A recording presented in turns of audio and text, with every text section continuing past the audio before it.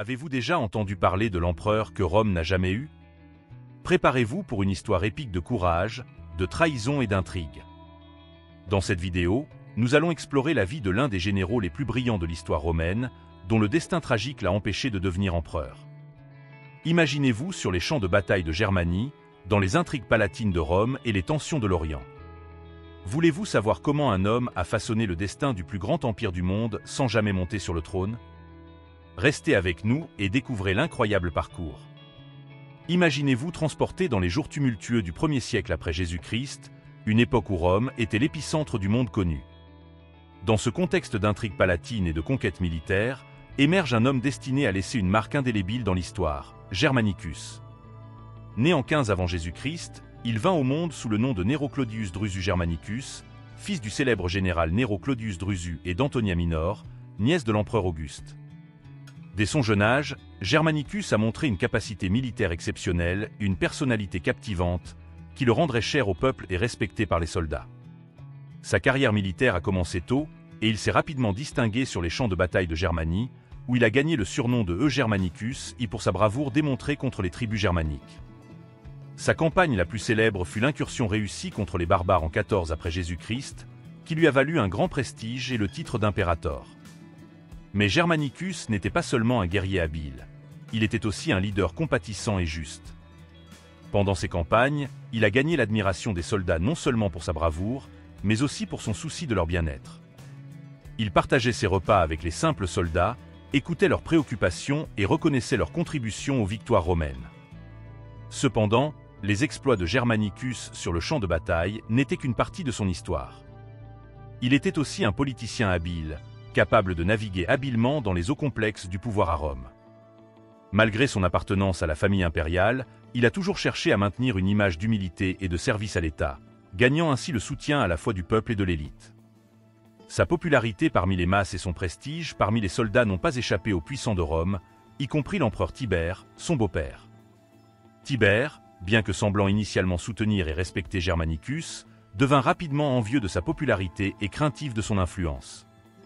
Les tensions entre Germanicus et Tibère ont atteint leur apogée lorsque le jeune général a été envoyé en Orient pour une mission diplomatique cruciale.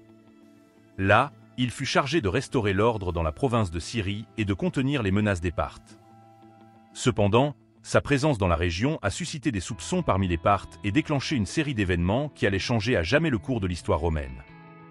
Pendant son séjour en Orient, Germanicus a fait face à une série de défis, y compris la mort mystérieuse de Pison, le gouverneur de Syrie, que beaucoup croyaient avoir été ordonné par Tibère.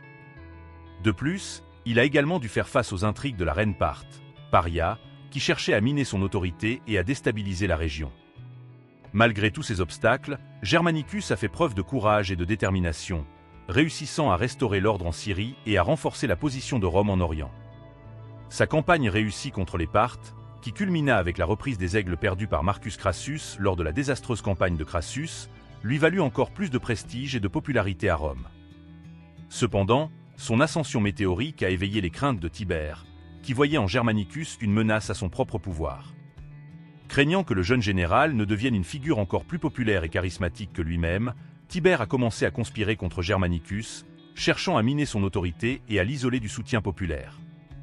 La conspiration de Tibère contre Germanicus a culminé dans un événement tragique qui a secoué Rome jusqu'à son cœur, la mort prématurée de Germanicus en 19 après Jésus-Christ, à l'âge de 33 ans. Les circonstances exactes de sa mort sont encore débattues par les historiens, mais beaucoup croient qu'il a été empoisonné par des agents de Tibère.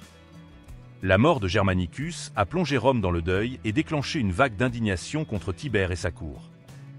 Le peuple réclamait justice et vengeance, et beaucoup croyaient que Germanicus avait été le véritable héritier du trône impérial, destiné à apporter une ère d'or à Rome. Après la mort de Germanicus, Rome fut enveloppée de deuil et d'indignation.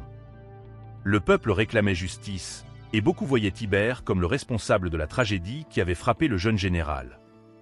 Cependant, Tibère, astucieux comme il était, chercha à se distancer des accusations et tenta de préserver son image auprès du peuple et du Sénat.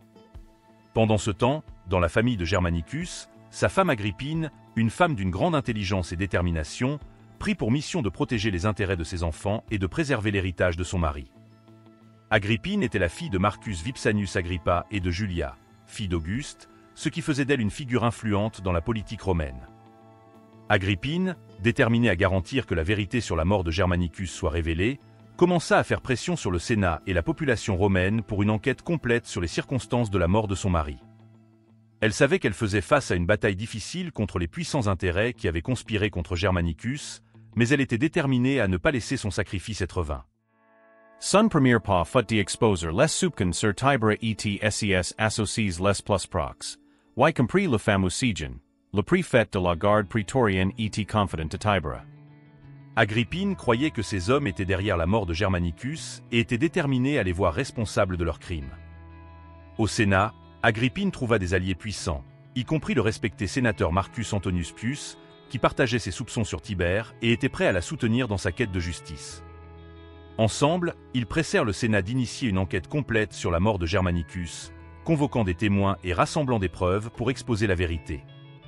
Pendant ce temps, Tibère était de plus en plus isolé, avec l'hostilité croissante du peuple et du Sénat minant son autorité et sa légitimité en tant qu'empereur.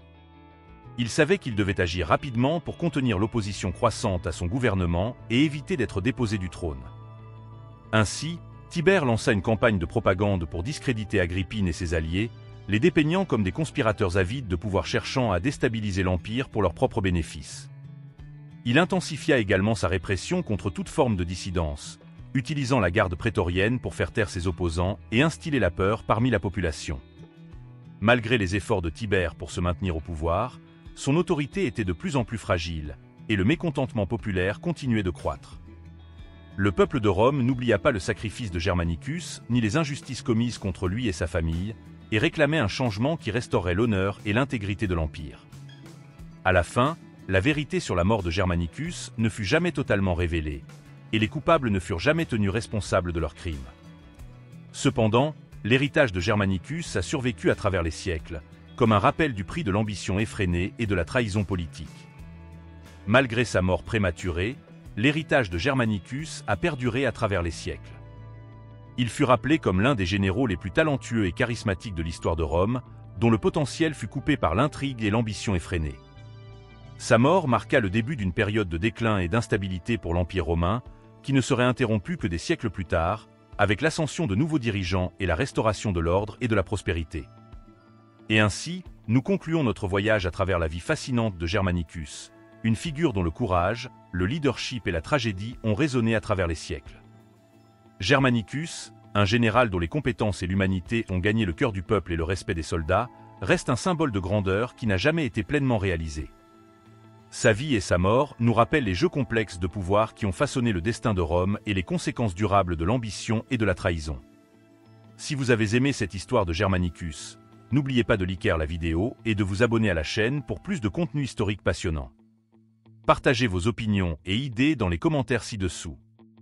Et bien sûr, activez la cloche pour ne manquer aucun de nos prochains épisodes sur les grands personnages qui ont défini l'histoire de Rome et du monde. À bientôt dans la prochaine vidéo.